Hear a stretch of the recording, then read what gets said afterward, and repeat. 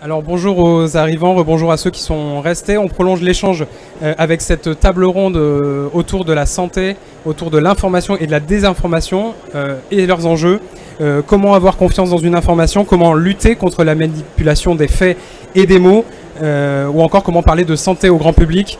Ce sont des questions qui vont nous réunir pendant la prochaine demi-heure, et avec moi pour en parler, un plateau éclectique composé de professionnels d'horizons divers mais qui se croisent et qui se côtoient parfois. Alors Nathan Peffer-Smadja, vous êtes infectiologue et chef de clinique à l'hôpital Bichat. À vos côtés, Audrey Stanek, vous êtes directrice adjointe à la communication au CHU de Lille.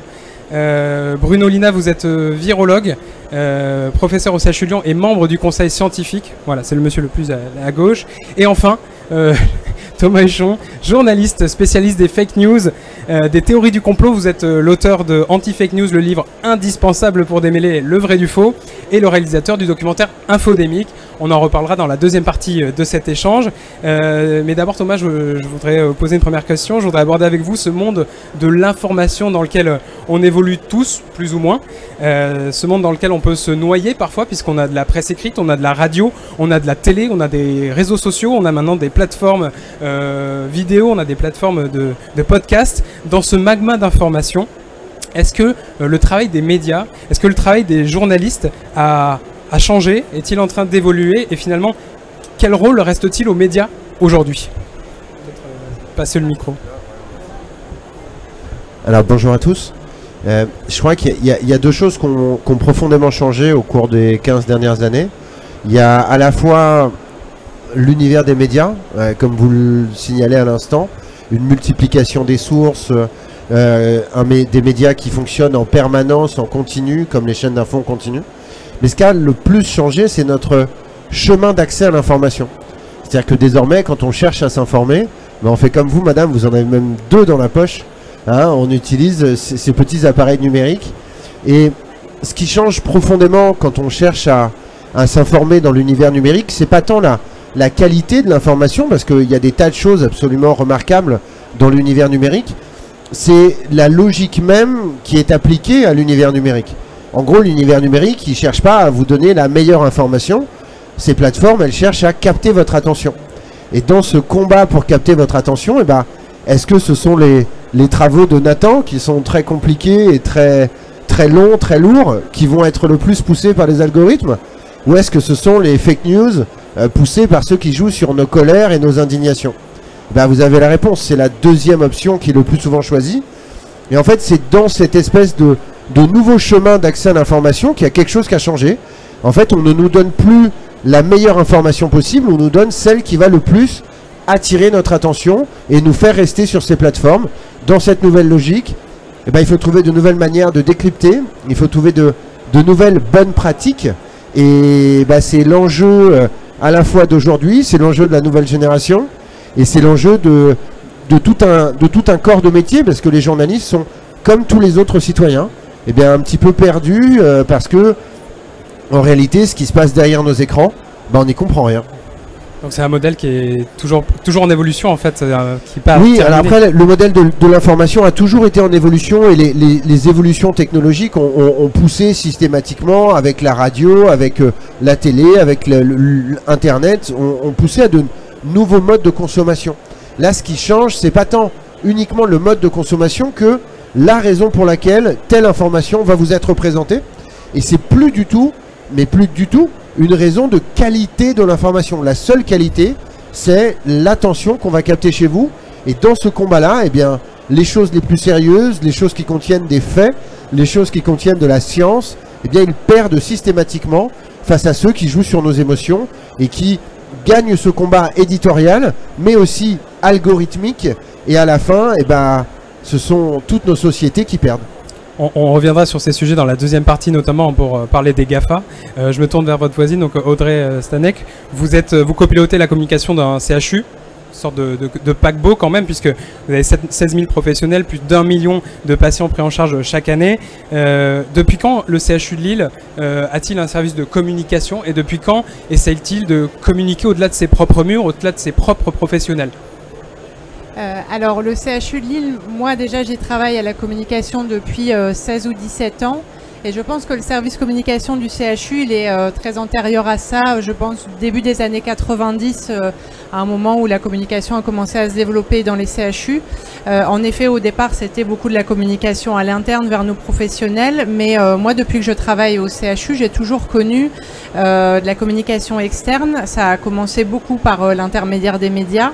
Et ensuite, on a investi les réseaux sociaux il y a une dizaine d'années. Et là, ça a été effectivement le moyen pour nous d'avoir une communication en direct vis-à-vis du grand public et sans négliger la communication avec par l'intermédiaire des médias, mais de pouvoir porter nos propres messages et notamment voilà, de délivrer de l'information et aussi de lutter contre la désinformation en utilisant ces outils-là. Donc ça a toujours été un de nos objectifs.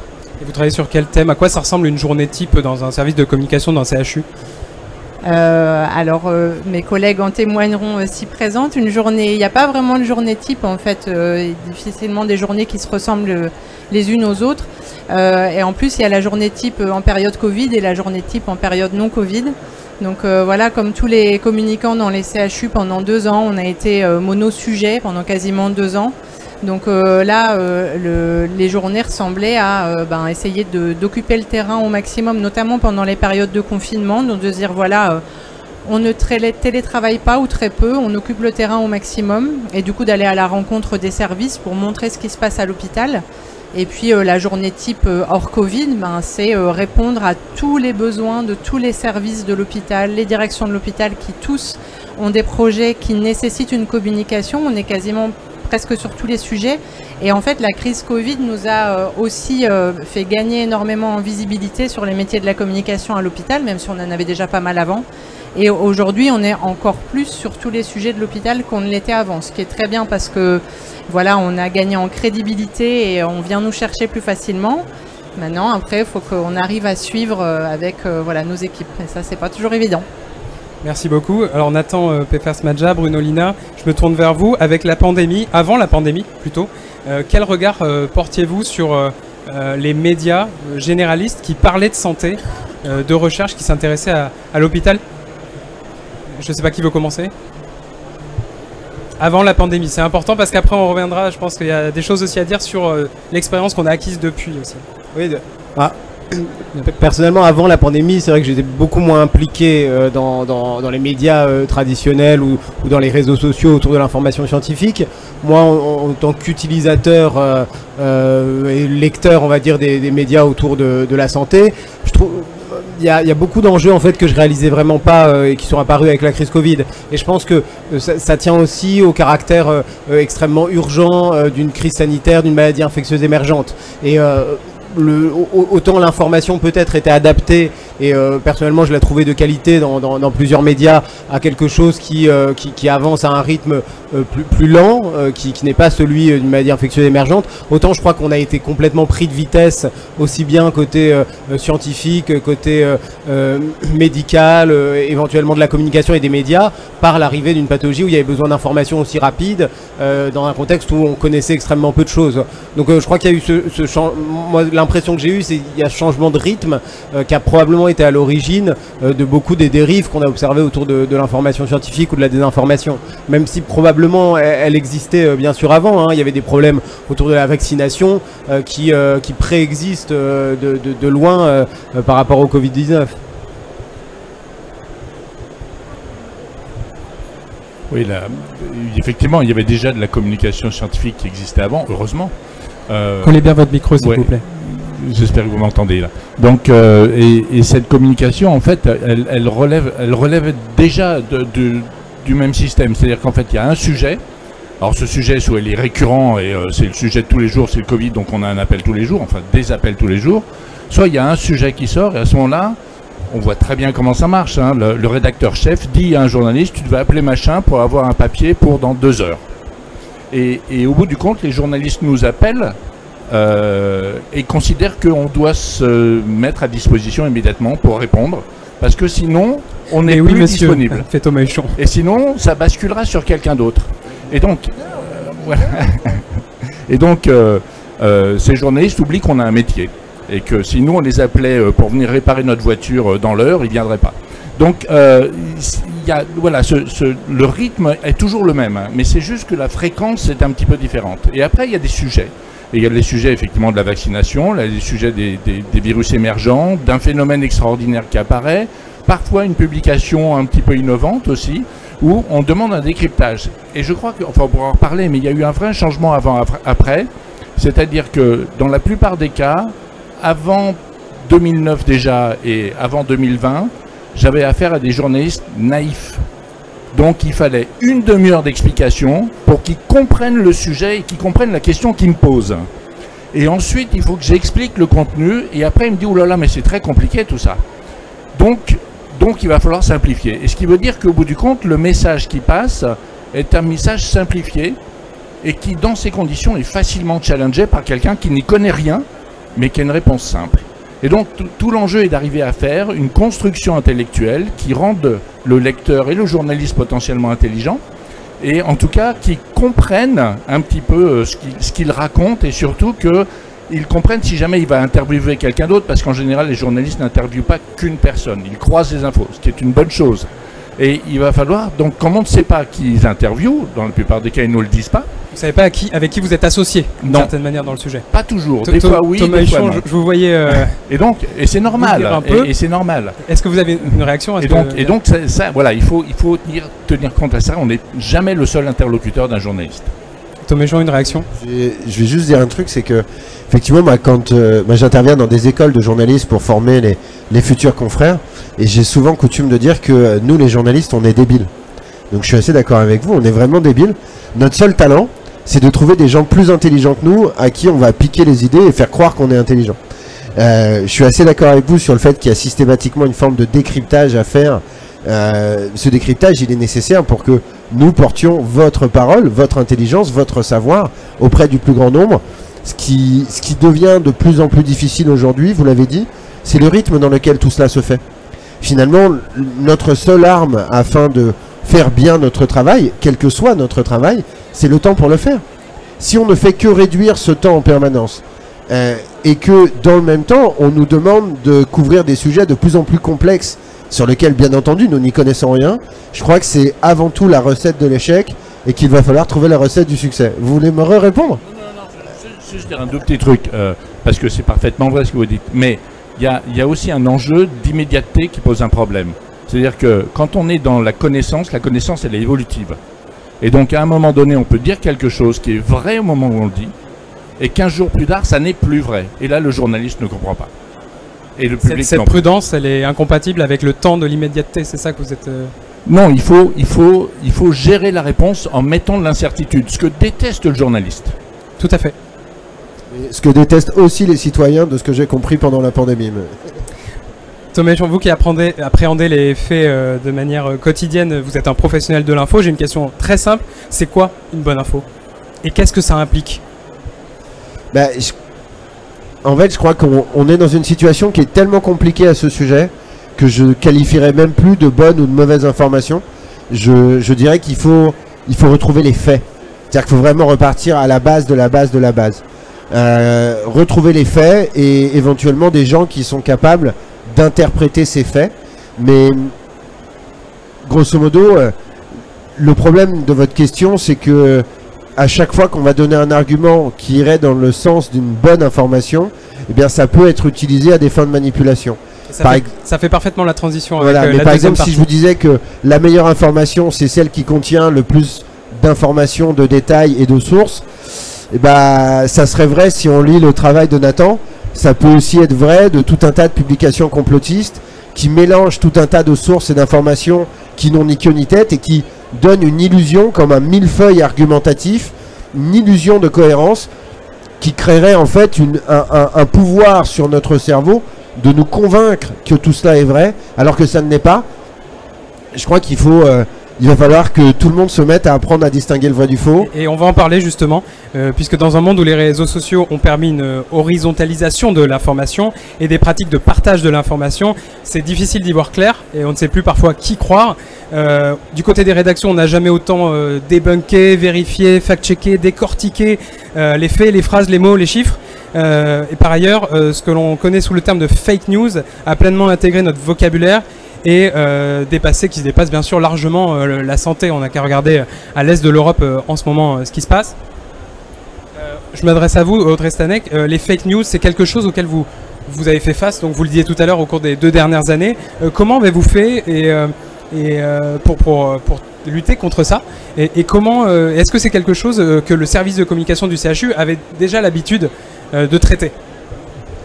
Alors, c'est pas du tout un sujet qu'on avait l'habitude de traiter avant la crise Covid, c'est-à-dire qu'on était plutôt dans la position d'informer les gens, de valoriser nos expertises, nos savoir-faire, nos innovations, et pas forcément de fact-checker ou de répondre aux fake news. Mais en fait, ce qui s'est passé, c'est que à la fois on était interrogés par nos journalistes régionaux pour essayer de décrypter les fake news qui circulent, et on était aussi interpellés directement par les usagers, par les internautes sur nos réseaux sociaux qui commentaient beaucoup des actualités qu'on diffusait avec des messages complotistes et compagnie sur les posts autour de la vaccination par exemple, mais aussi par nos professionnels. Alors ça a démarré tout simplement cette histoire de fake news par le centre antipoison du CHU qui nous appelle en nous disant il y a une info qui circule comme quoi il faut prendre de la vitamine D pour lutter contre le Covid. Et les gens sont en train de se surdoser en vitamine D, donc faisons une information pour démonter cette fake news. Et là, on a commencé avec juste un mème qu'on a publié pour expliquer que non, il fallait pas se surdoser en vitamine D, ça servait à rien. Et on a vu que ça a bien pris. Et du coup, on a embrayé au moment notamment de la vaccination parce que c'était vraiment le sujet sur lequel on pensait qu'on devait réagir. On s'y est pris avec quelques-uns de nos médecins experts, donc dans les services de soins, ceux qui sont aussi qui font de la recherche sur les vaccins. Et on a fait des petits clips vidéo. Et le principe, alors il n'y a rien de nouveau là-dedans, mais c'était de prendre des tweets ou des posts complotistes et de faire réagir le médecin à ce qu'il était en train de lire. Et du coup, de lui faire expliquer à la lumière de son expertise et de la recherche qui est menée au CHU, de répondre à la personne qui avait posté ce tweet.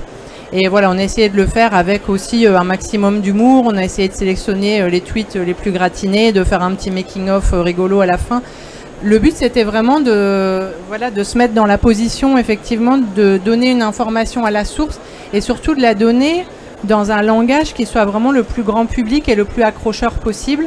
Et on a sélectionné pour ça des médecins qui sont bons publics dans le sens où ils sont capables de parler au grand public avec des termes simples et surtout pas du jargon scientifique. Et c'est vrai que ça, c'est quelque chose qui a bien pris. Ça a été repéré, le ministère de la Santé l'a posté sur son site web dans la documentation Covid.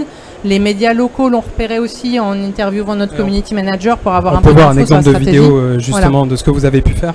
Et justement, vous avez eu un prix, je crois, un prix de la communication digitale sur ce sujet. Du coup, on a effectivement dans les Hauts-de-France un salon de la communication qui existe depuis 10 ans qui s'appelle le Comment Nordais, qui décerne des trophées pour les stratégies de communication. Et sur la stratégie digitale, pour toute notre stratégie digitale pendant la période Covid, donc il y avait la lutte anti-fake news, mais il y avait d'autres choses. On a obtenu un prix là en 2022 pour cette stratégie-là. Donc voilà, on est très fiers. Très bien. Nathan, je vais vous donner la parole dans une petite minute, mais juste avant, je voudrais faire une toute petite, s'il vous plaît, parenthèse sémantique avec vous, Thomas Huchon. Vous avez réalisé un documentaire sur l'élection de Donald Trump aux États-Unis, date à laquelle ce terme de fake news est arrivé vraiment chez nous. Bien que le phénomène ne soit pas nouveau, on ne va pas refaire l'histoire, mais il y a des exemples parlants et c'est valable aussi pour le complotisme. En préparant la table ronde, vous me disiez ce qui est important, c'est de distinguer les fake news de la fausse nouvelle. Est-ce que vous pouvez juste nous expliquer rapidement la différence ? En fait, il y a une comparaison qui marche assez bien. Le terme fake, en français, il ne se traduirait pas par faux. Faux, on traduirait en anglais par false. Donc il y a une différence entre une false news et une fake news. C'est un peu comme un sac Vuitton. Quand vous avez acheté un faux sac Vuitton, vous l'avez payé 2 $ sur un marché à Bangkok en Thaïlande, et vous savez que c'est un faux. Ça n'a pas d'importance que ça soit un faux. Si vous avez acheté un fake Vuitton, vous l'avez payé 3 000 et c'est pas un vrai. Et ça, c'est insupportable. Ça veut dire quoi? Ça veut dire que derrière l'idée de la fake news, il y a systématiquement l'intention de manipuler, l'intention de mentir, l'intention de créer quelque chose qui est faux. Alors que la fausse information, les vrais journalistes en font, par exemple, quand ils nous disent qu'on a arrêté Xavier Dupont de Ligonnès alors que le pauvre mec s'appelle Guy Joao et que c'est un touriste portugais. Très bien. Professeur Lina, juste, vous me disiez, vous, qu'il y avait eu 2 types de fake news qui avaient circulé, c'est ça? Qu'on s'est parlé au téléphone? Oui, il y en a probablement plus que ça, mais effectivement, il y a 2 registres de fake news qui ont circulé. Il y avait celle autour de tout ce qui était le médicament, et puis, enfin, si je me rappelle un petit peu ce qu'on avait discuté, autour de ce qui pouvait être finalement ce que les gens avaient envie d'entendre. Et derrière, on avait le sentiment que de fait, puisqu'on avait envie, ça allait être vrai. Il n'y a pas que dans le domaine de la médecine que c'est comme ça. On a envie qu'il n'y ait pas de réchauffement climatique, mais malheureusement, il y en a. Et puis, il y a ces fameuses fake news construites qui sont vraiment très délétères et qui avaient une volonté de nuire à des actions sanitaires, et notamment la vaccination, mais pas que la vaccination. Il y avait le port du masque. Je vous rappelle qu'il y a des gens qui disaient que lorsqu'on portait un masque chirurgical, on s'intoxiquait au CO2. Donc les chirurgiens dans les blocs opératoires sont en permanence intoxiqués au CO2. Et donc c'est toute une série de fausses informations, pour le coup, qui manipulent l'esprit des gens. Et ce qui est terrible, c'est que même quand on sait que ça n'est pas vrai, il y a toujours une petite musique derrière. Et il faut bien voir que en France, on arrive à contrer ça. Mais moi, il y a 3 jours, j'étais devant un congrès en visioconférence de la société française, de la société algérienne de microbiologie. Ils m'ont posé des questions qui relèvent de la fake news. Et donc, ils ont du mal à... pour eux, le vaccin, c'est pas sûr que ce soit protecteur. Voilà. Donc, il y a encore un travail considérable à faire. Et parfois, la frontière entre fake news et complot est très ténue. Nathan, merci pour ces précisions. Nathan Peffers-Madja, vous êtes infectiologue, chef de clinique, mais on vous connaît aussi grâce à Twitter. Vous êtes suivi aujourd'hui par près de 60 000 followers, réseau sur lequel vous avez voulu faire de la pédagogie pendant la crise du Covid, pour ne pas, disiez-vous, laisser le champ libre aux infox qui pouvaient circuler. Est-ce que vous pouvez nous raconter un peu comment ça s'est fait? Non, ouais, c'est exactement ça en fait. Je pense autour des fake news, il y a un vrai intérêt, il y a une importance pour ce travail qu'on appelle de débunkage, donc c'est-à-dire de s'intéresser à pourquoi c'est faux, à dire que c'est faux. Mais en fait, je pense qu'en amont, là où les fake news ont vraiment prospéré, c'est sur des terrains, sur un terreau qui était extrêmement fertile. Et il était fertile parce qu'il était globalement inoccupé, je trouve. Donc il y avait quand même beaucoup de canaux de communication qui n'étaient pas occupés par de l'information médicale, scientifique, ou par des intervenants qui étaient de qualité, qui connaissaient leur sujet. Et en fait, je pense qu'à partir du moment où on a un canal de communication extrêmement utilisé, ça peut être Twitter, ça peut être TikTok, et qu'il y a une absence totale de représentation des institutions, des organismes de recherche, éventuellement des laboratoires, des scientifiques, des médecins eux-mêmes, ça laisse la place totale à des fake news qui se propagent très vite. Un exemple pour moi marquant, c'est celui de TikTok. TikTok, en fait, j'étais amené à... Moi, je suis pas sur ce média, mais j'étais amené à travailler un peu avec une initiative qui s'appelle Allo, des Nations Unies, qui justement essaye d'apporter de l'information médicale et scientifique sur TikTok. Mais en fait, quand ils sont arrivés, le terrain était tellement miné par des organisations ou des groupes de partage de fake news que systématiquement leurs guides, qui étaient censés prendre la parole et qui étaient des médecins ou des scientifiques autour de la vaccination, ils étaient exclus de la plateforme parce que trop signalés par les gens qui propagent les fake news elles-mêmes. Et donc ça montre à quel point ça a été, on va dire, des endroits de communication délaissés, et malheureusement c'est des endroits, pas malheureusement, mais c'est un fait, c'est des endroits de communication extrêmement utilisés, notamment chez les jeunes. Et un autre exemple par rapport à TikTok, vous connaissez ces chaînes d'information, enfin ces médias un peu de nouveau type Brut, ou des choses comme ça très cash. Et moi je trouve que j'ai eu l'occasion de participer avec eux. C'est des médias de communication de qualité, et c'est parmi les médias avec qui ça a été les plus faciles d'interagir, parce qu'ils donnent lieu en fait à des formats longs, à un certain nombre de questions, à vraiment développer des vrais arguments médicaux, scientifiques, des explications claires, ce que j'ai jamais retrouvé personnellement lorsque je suis intervenu dans la télévision. Et donc il y a quelque chose de très positif à interagir, à traiter avec ces nouveaux médias sociaux. Et donc je pense que c'est quelque chose qui doit intéresser les CHU, les réseaux, les cellules de communication. Audrey, vous vouliez réagir? On a observé ce phénomène aussi au CHU, notamment comme sur nos réseaux sociaux, sur la vaccination. Déjà, d'abord, les médecins qu'on a mis en avant dans ces petites vidéos ont hésité à le faire. parce que très clairement, ils recevaient après des messages un peu, voilà, un peu nauséabonds de personnes qui se mettaient contre elles. Et d'autre part, quand on postait des infos sur la vaccination, mais juste de l'information pure, habituellement, on a une communauté qui s'autorégule sur nos réseaux sociaux. On a des pour, on a des anti, et tout ça se régule très bien. On a vu qu'au bout d'un moment, on n'avait que des messages complotistes, des messages anti-vax. Et les pro-vaccination n'osaient même plus prendre la parole sur le sujet sur les réseaux. Tellement quelle est la stratégie à ce moment-là de votre côté? Est-ce que vous vous dites on reste silencieux, tranquille quelques temps parce que c'est ingérable? Ou est-ce que on va au front et on répond à tout? C'est impossible. Alors honnêtement, ça a été notre stratégie à un moment donné de se dire on va faire un petit peu de silence sur ce sujet-là et on y reviendra plus tard. Parce qu'en effet, c'est pas possible de poster tous les jours des messages sur la vaccination et l'importance de la vaccination et de se faire pourrir tous les jours. Donc je sais pas si c'est une bonne stratégie parce que ça ressemble quand même un peu à de l'autocensure. Mais très clairement, au bout d'un moment, on s'est dit on va temporiser un petit peu sur ce sujet-là, ouais. Thomas Huchon, on parlait tout à l'heure des formats un peu plus longs. Vous êtes un habitué évidemment des formats longs puisque vous produisez des documentaires, vous réalisez et produisez des documentaires toujours un petit peu à l'aune par ce prisme des fake news. Le dernier s'appelle, l'un des derniers s'appelle Infodémique, dont vous pouvez voir un petit peu la bande-annonce ici. Peut-être qu'on peut s'arrêter un instant sur ce terme d'infodémie qui est devenu un vrai terme. Et est-ce que vous pouvez nous donner un petit peu l'origine de cette infodémie? Ouais, effectivement. Je vais juste préciser quelque chose, c'est que alors moi c'est la première fois que je vois Nathan en vrai. Alors j'ai bien entendu, comme tout un tas d'autres gens, suivi son travail sur les réseaux et dans des chaînes d'information en continu. Je suis déçu qu'on n'ait pas pu te recevoir sur LCI où tu aurais eu des questions, où tu aurais pu faire des phrases très longues et tout, tu aurais le droit de faire ce que tu voulais.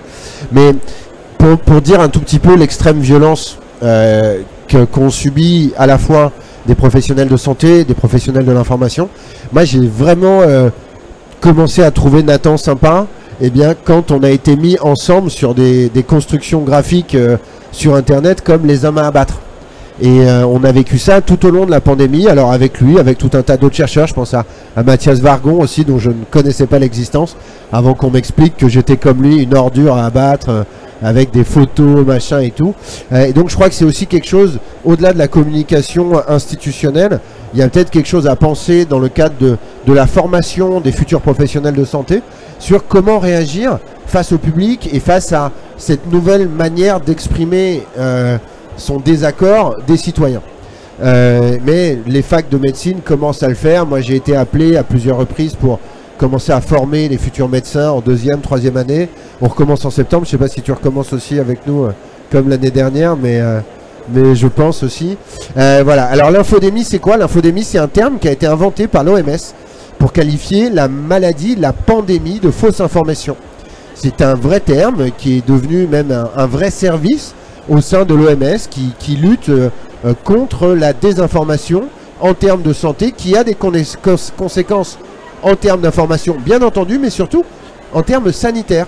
C'est devenu une des raisons pour lesquelles les gens ne se vaccinent pas et donc pour lesquelles les épidémies continuent de proliférer. Et donc c'est devenu un mot et c'est devenu aussi un service de l'OMS désormais qui toutes les semaines publie un certain nombre de recommandations pour lutter contre cette pandémie de fausses informations. Moi je ne pensais pas du tout être un jour confronté à quelque chose de cette ampleur-là et pourtant on est là et ça nous dit à mon avis deux choses. La première c'est que ça nous concerne tous, à la fois citoyens et professionnels. Et ça nous concerne quand on est des citoyens et quand on est des professionnels. Et je crois que ça dit aussi une deuxième chose, c'est que la solution elle viendra de nous, mais pas uniquement. Il y a un moment où tout ça c'est aussi le désordre de cet univers de l'information, où n'importe qui peut dire n'importe quoi. La liberté d'expression en France, elle est conditionnée au fait qu'on soit responsable de ce que l'on dit. Si on a la liberté d'expression mais qu'on n'est pas responsable de ce que l'on dit, on ne peut pas vivre dans une démocratie. Ça ne peut pas fonctionner comme ça. En tout cas, il n'y a pas d'exemple dans l'histoire de l'humanité où les choses ont pu fonctionner comme ça. Donc je crois qu'il y a aussi une logique politique à apporter, parce que avec nos petits bras et nos petits moyens, on n'arrivera jamais à faire face à la mobilisation des gens qui disent n'importe quoi et au fait que les algorithmes leur donnent systématiquement une prime par rapport à nous. C'est ça, parce que ça pose la question de la recette. Finalement, ça repose sur quoi des fake news? Est-ce que c'est quelques mecs comme ça isolés dans le Nevada et qui propagent comme ça avec des motifs Il y a deux choses très différentes. Il y a les GAFA aussi.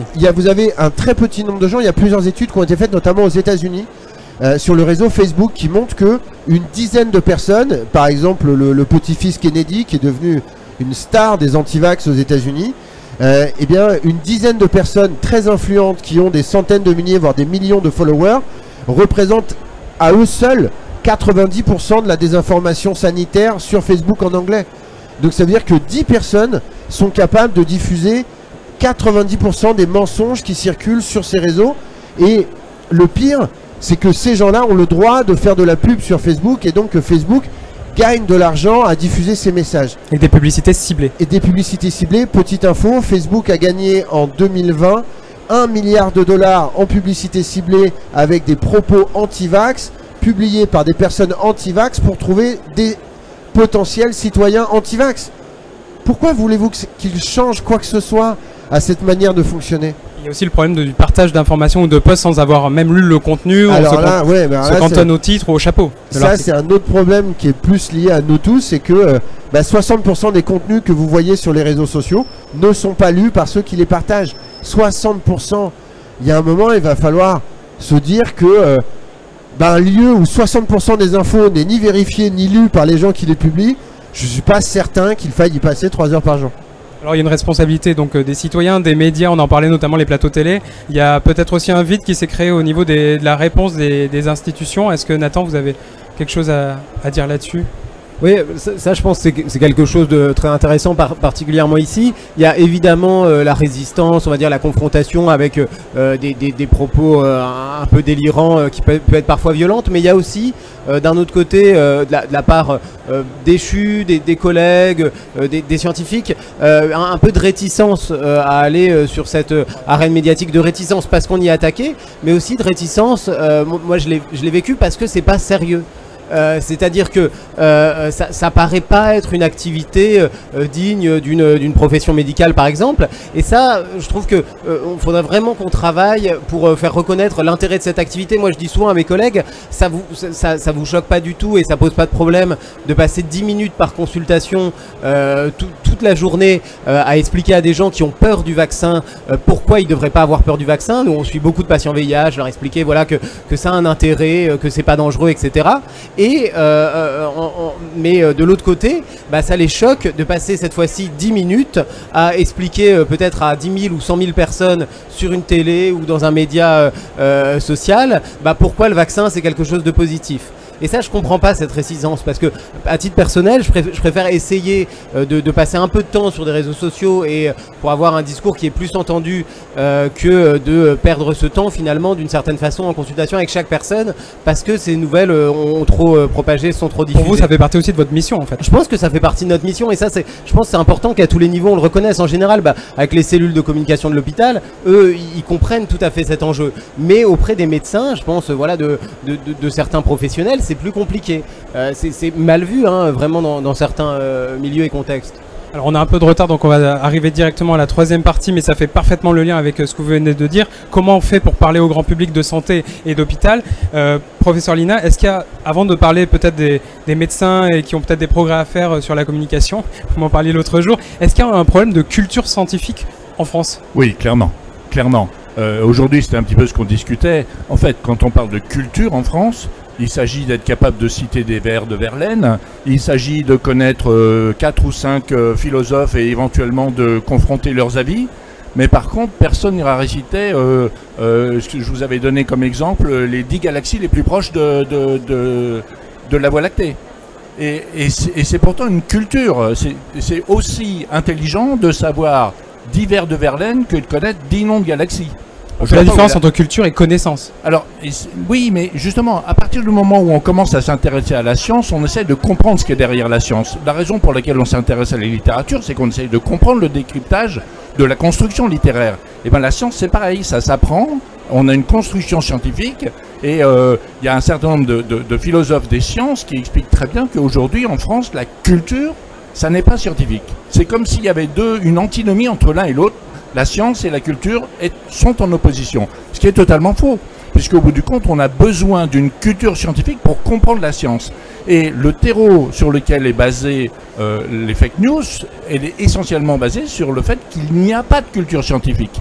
Et que quand on dit quelque chose qui est une énormité à un grand public, eh bien finalement ça capte parce que ça a l'impression d'être logique, alors qu'en fait le rationnel est complètement faux. Et comment fait-on pour faire passer cette connaissance aux citoyens? Et là on peut peut-être parler de la marge de progression que peuvent avoir les chercheurs. D'abord, c'est pas un problème franco-français, même si c'est particulièrement criant en France. Et c'est criant parce qu'il y a en fait tout un pan de la société qui aujourd'hui n'est pas acculturé sur la science.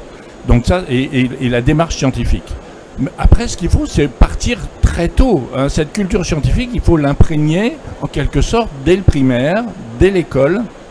Il faut qu'on ait un entretien scientifique, il faut qu'on ait une relation d'amour avec la science, en quelque sorte, qu'on comprenne que c'est utile, qu'on comprenne que c'est intéressant, que c'est le fond comment dire, de travail d'une part extrêmement riche de la population, et qui, quand cette population de scientifiques est mise au contact de gens qui ne connaissent pas les scientifiques, en général, ces personnalités sont époustouflées par le niveau de la science qu'on a.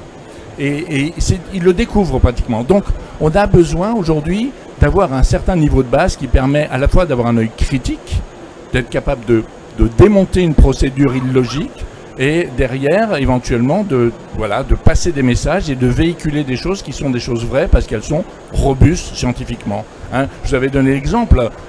Aujourd'hui, à part certains complotistes, tout le monde sait que la Terre est ronde. Voilà. Mais qui sait démontrer que la Terre est ronde? Qui sait démontrer aujourd'hui, au XXIe siècle, que la Terre est ronde avec 2 bouts de bois? Il suffit 2 bouts de bois pour démontrer que la Terre est ronde. Voilà, je vous mets au défi. Hein. Donc, alors, une fois qu'on a vu comment il faut faire, on sait. Mais justement, l'enjeu, c'est pas de dire je sais pas. C'est que ce soir, vous ayez la curiosité de voir comment on fait pour démontrer que la Terre est ronde avec 2 bouts de bois. Et là, vous aurez acquis la culture scientifique. Très bien, merci. On est rattrapé par le temps. Je vais juste poser une dernière question très très rapide à Audrey. Qu'est-ce que les relations que vous avez avec les journalistes, est-ce qu'elles ont évolué? Et ça rejoint un petit peu la discussion, le propos qu'on avait tout à l'heure. Est-ce que votre relation avec les médias a évolué et comment depuis la pandémie? Alors très clairement, la relation avec les journalistes avec lesquels on travaille le plus souvent a évolué, qui sont bien évidemment les journalistes locaux et régionaux pour la plupart. En fait, on a, pendant la période pandémique, ce qu'on a voulu faire, c'était ouvrir les portes au maximum, donc à la fois communiquer sur nos réseaux, mais aussi ouvrir les portes aux journalistes. Donc en fait, il y a une relation de confiance qui s'est créée, et aussi une relation de confiance entre le médecin et le journaliste. C'est-à-dire qu'avant la période pandémique, on avait effectivement, comme vous le disiez, beaucoup de médecins qui nous disaient « mais moi, c'est pas mon métier, j'ai autre chose à faire que faire le guignol à la télé. » Voilà. Ils se sont aussi rendus compte de l'intérêt de communiquer vis-à-vis des médias, et du coup, on a pu beaucoup plus facilement fournir de l'information et des personnes à interviewer aux journalistes. Donc très clairement, ça a débloqué quelque chose en termes de relations de confiance avec les journalistes, et on le voit aujourd'hui dans nos relations médias encore maintenant, c'est beaucoup plus fluide et intéressant. Très bien, merci beaucoup. Ce sera le mot de la fin. Malheureusement, on me fait signe, faut tout couper. Merci à tous les quatre d'avoir accepté notre invitation et d'avoir passé à cette table ronde. Thomas Huchon, je rappelle votre livre. On m'a coupé le micro, on m'a coupé le sifflet. J'avais beaucoup de questions à vous poser, mais c'est pas grave. On aura peut-être d'autres occasions. C'était impossible. Anti-Fake News, votre livre, le livre indispensable pour démêler le vrai du faux, et votre film Infodémique, disponible sur la plateforme Spicy. Merci à vous de nous avoir suivis sur Twitter. On se retrouve tout à l'heure avec une interview débrief avec le professeur Lina sur le conseil scientifique, au cœur du conseil scientifique. Réseau CHU tient sa position jusqu'à demain ici à Santexpo aussi, pour vous faire vivre l'actu des CHU. Bonne journée à tous.